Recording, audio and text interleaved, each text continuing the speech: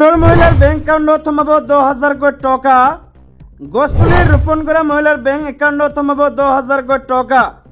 কিমান তারিখে আপোনাৰ ব্যাংক অ্যাকাউন্টে থমাব 10,000 কোটি টাকা। পিএম কিষাণ কৃষকে কৰিব লাগিব 4টাকৈ কাম, নহলে নাপাব 18তম কিস্তিৰ 2,000 কোটি টাকা। কি কাম কৰিব লাগিব পিএম কিষাণৰ কৃষকে? ৰাজ্যৰ বতৰ বিজ্ঞান বিভাগে জাৰি কৰিছে য়েলো এলাৰ্ট। লগতে মুখ্যমন্ত্ৰী হিমন্ত বিশ্ব শৰ্মাৰ কেইবাটাও গুৰুত্বপূৰ্ণ ঘোষণা, আন কেইবাটাও খবৰ একেলগে জানিব পাৰিব। ভিডিঅ'টো চাই থাকিব। লগতে চেনেলটোত যদি নতুনকৈ আছে তেন্তে চেনেলটো ছাবস্ক্ৰাইব কৰাৰ লগতে ভিডিঅ'টোত এটা লাইক কৰি দি দিব। তেন্তে আহক বন্ধু বান্ধৱীসকল, আজিৰ ভিডিঅ'টো আৰম্ভ কৰোঁ। ৰাজ্যৰ প্ৰথমটো ডাঙৰ গুৰুত্বপূৰ্ণ খবৰ হৈছে গোটৰ মহিলাৰ বাবে আহি গ'ল ভাল খবৰ। অহা মাহৰ 15 তাৰিখৰ ভিতৰত সোমাব মহিলাৰ একাউণ্টত 10,000 কোটি টাকা। 10,000 টকা পাবলৈ এতিয়াই কৰক এইসমূহ কাম। অহা মাহত সকলো মহিলাই পাব গোটৰ 10,000 কোটি টাকা, কিন্তু টকালৈ কৰিব নোৱাৰিব এইবোৰ কাম। গিৰিয়েকক টকা দিব নোৱাৰিব, বেলেগে ঋণ দিব নোৱাৰিব, টকা বেছি দিনৰ বাবে একাউণ্টত থব নোৱাৰিব, ব্যৱসায় নকৰিলে টকা চৰকাৰক ঘূৰাই দিব লাগিব। এইবোৰ কাম গোটৰ মহিলাই যাতে নকৰে, কিয়নো 10,000 টকা দিয়াৰ পিছত আকৌ 25,000 টকা দিব। সেয়েহে ভালকৈ ব্যৱসায় কৰিব লাগিব গোটৰ মহিলাসকলে। যদি গোটৰ মহিলাৰ বেংক একাউণ্টৰ লগত আধাৰ কাৰ্ড লিংক নাই তেন্তে এতিয়াই লিংক কৰক বেংকত গৈ, নহলে 10,000 টকা আপুনি। ৰাজ্যৰ আন এটা ডাঙৰ গুৰুত্বপূৰ্ণ খবৰ হৈছে প্ৰধানমন্ত্ৰী কিষাণ নিধি যোজনা। আজিৰ দিনটো চৰকাৰে 18তম কিস্তিৰ টকা মুকলি কৰিব পাৰে। কৃষকে এই কাম অনতিপলমে কৰি সুবিধা লাভ কৰিব লাগে। চৰকাৰৰ দ্বাৰা পৰিচালিত বিভিন্ন লাভজনক আৰু কল্যাণমূলক আঁচনিৰ জৰিয়তে কোটি কোটি লোকে লাভান্বিত হৈছে। চৰকাৰেও এই আঁচনিসমূহৰ বাবে বহু ধন খৰচ কৰে, যাতে প্ৰতিটো আৰ্থ আৰু দৰিদ্ৰ শ্ৰেণীৰ লোকৰ ওচৰলৈ সুবিধা লাভ কৰিব পাৰে। এই ধাৰাবাহিকখনত প্ৰধানমন্ত্ৰী কিষাণ সন্মান নিধি যোজনা নামৰ এখন আঁচনি আছে, যাৰ জৰিয়তে যোগ্য কৃষকক বছৰি 6,000 টকা দিয়া হয় আৰু এই ধন 3টা কিস্তিত 2,000 টকাকৈ দিয়া হয়। এই পৰ্যন্ত মুঠ 17টা কিস্তি মুকলি কৰা হৈছে আৰু এতিয়া 18তম কিস্তিৰ পাল। কিন্তু কিস্তি পাবলৈ কিছু কাম কৰিব লাগিব আপুনি। লগতে কৃষকৰ একাউণ্টত কেতিয়া 18তম কিস্তিৰ টকা আহিব?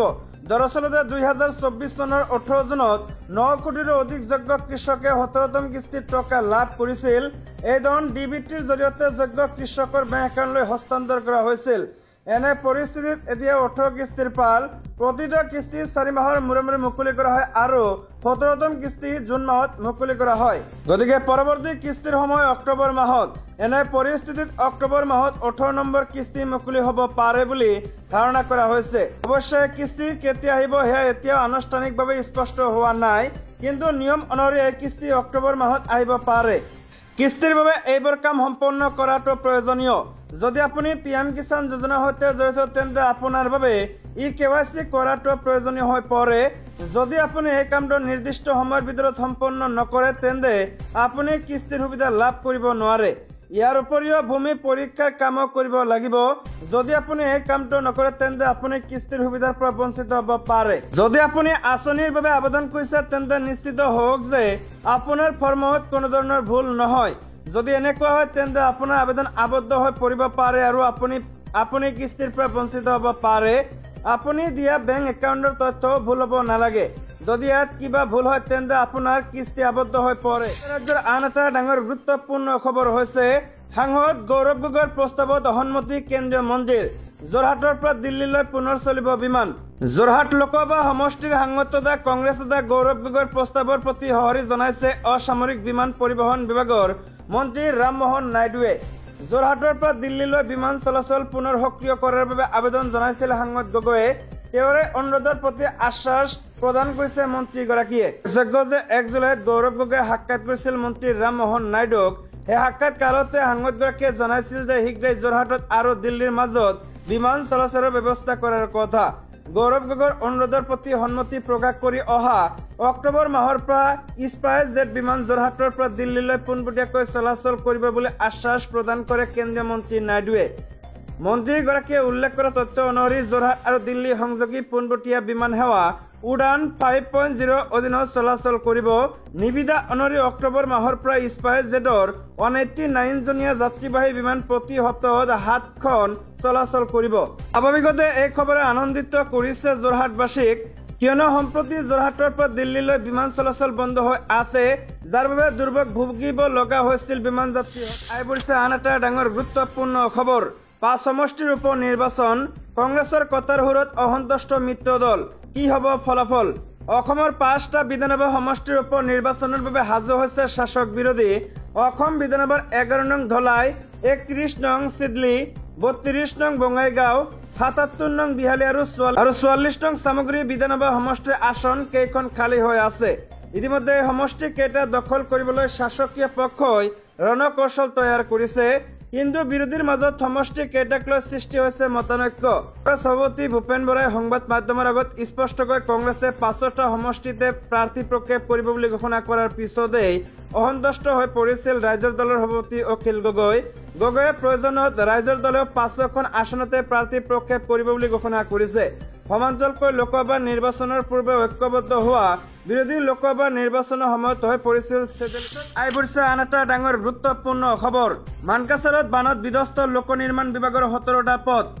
এটা বা দুটা নহয়, শেহতীয়াকৈ হোৱা আহাৰমহীয়া বানে দক্ষিণ হালমাৰা মানকাছাৰ জিলাৰ মানকাছাৰ বিধানসভা সমষ্টি এলেকাত 17টাকৈ লোক নিৰ্মাণ বিভাগৰ পদ বিধ্বস্ত কৰে।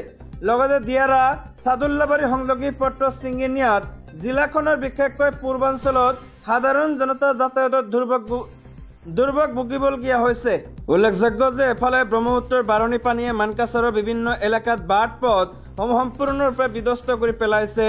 আনফালে ধাৰাকাৰ বৰষুণ আৰু মেঘালয়ৰ গাৰো পাহাৰৰ পানীৰ দলে লোক নিৰ্মাণ বিভাগৰ কেইবাটাও পথ ভাঙি চিঙি নষ্ট কৰাৰ ফলত বিশেষকৈ জিলাখনৰ পূৰ্বাঞ্চলত হাহাকাৰৰ সৃষ্টি কৰিছে। এইবাৰ মানে লোক নিৰ্মাণ বিভাগৰ মুঠ 17টাকৈ পথ নষ্ট কৰিছে। বিশেষকৈ হাটশিঙিমাৰী মানকাছৰ HM পথৰ পৰা দিয়াৰা সাদুল্লাবাৰী সংযোগী লোক নিৰ্মাণ বিভাগৰ পথৰ কাজিপুৰ এলেকাত প্ৰায় 50 মিটাৰ পানীৰ দলে ছিঙি পেলাইছে। মেঘালয়ত প্ৰচুৰ বৰষুণ হোৱাৰ ফলত গাৰো পাহাৰৰ পৰা নামি অহা পানীৰ দলে অকল্পনীয়ভাৱে দিয়াৰা সাদুল্লাবাৰী সংযোগী পথৰ কাজিপুৰত ছিঙি পেলায়। পথৰ কাষতে থকা 3টা পৰিয়ালৰ 5টা চৰকাৰী আৱাস যোজনাৰ ঘৰত দলৰ মাজত উঠি যায়। মুহূৰ্তত আহি পৰিছে আন এটা ডাঙৰ গুৰুত্বপূৰ্ণ খবৰ। ৰাজ্যত উৎকট গৰম। উৎকট গৰমৰ বাবে ৰাজ্যত প্ৰাণ গ'ল 2জনকৈ লোকৰ। উৎকট গৰমে দহিছে সমগ্ৰ ৰাজ্যৰ ভিন্ন প্ৰান্তত তাপমাত্ৰাই 38 ডিগ্ৰী অতিক্ৰম কৰিছে। উৎকট গৰমৰ মাজতে সংঘটিত শোকাৱহ ঘটনা। উৎকট গৰমৰ মাজতে ৰাজ্যত প্ৰাণ গ'ল 2জনকৈ লোকৰ। ৰংগিয়াত উৎকট গৰমত এজনৰ মৃত্যু। জানিব পৰা অনুসৰি ঘৰতে ঢলি পৰিছিল লোকজন। পৰৱৰ্তী সময়ত লোকজনক ৰংগিয়াৰ এখন ব্যক্তিগত হস্পিতাললৈ নিয়া হয় যদিও চিকিৎসকে মৃত বুলি ঘোষণা কৰে। উৎকট গৰমৰ বাবে মৃত্যু হোৱা লোকজনৰ নাম যোগেন কলিতা। ৰংগিয়াৰ বিচেন্নাল্লা নিবাসী যোগেন কলিতা। জানিব পৰা অনুসৰি দিন হাজিৰা কৰা ব্যক্তিজনে আন দিনাৰ দৰে শুকুৰবাৰে কামলৈ ওলাই গৈছিল। উৎকট গৰমত দিনটো কাম কৰি ঘৰলৈ উভতি অহা লোকজনে সন্ধিয়া পৰত গা বেয়া লাগিছে বুলি পৰিয়ালৰ লোকক জনাইছিল। সন্ধিয়া প্ৰায় 6 বজাত যোগেন কলিতা হঠাতে অচেতন হৈ ঢলি পৰিছিল। পৰিয়ালৰ লোকে ততাতৈয়াকৈ এখন ব্যক্তিগত চিকিৎসালয়ত তেওঁক ভৰ্তি কৰে যদিও চিকিৎসকে লোকজনক মৃত বুলি ঘোষণা কৰে। মৃত যোগেন কলিতাৰ এগৰাকী পত্নী, 2গৰাকী কন্যা সন্তান আৰু এজন পুত্ৰ আছে। আনহাতে ৰহাতো উৎকট গৰমৰ বাবে মৃত্যু হল এগৰাকী লোকৰ। ৰহাত উৎকট গৰমৰ বাবে প্ৰাণ গ'ল কণ্টেইনাৰ চালকজনৰ পৰিচয় এপৰ্যন্ত উদ্ধাৰ হোৱা নাই। মুহূৰ্তত আহি পৰিছে আন এটা ডাঙৰ গুৰুত্বপূৰ্ণ খবৰ। 13খনকৈ জিলাত হ'ব ধাৰাকাৰ বৰষুণ। বতৰ বিজ্ঞান বিভাগে জাৰি কৰিলে য়েল্লো এলাৰ্ট।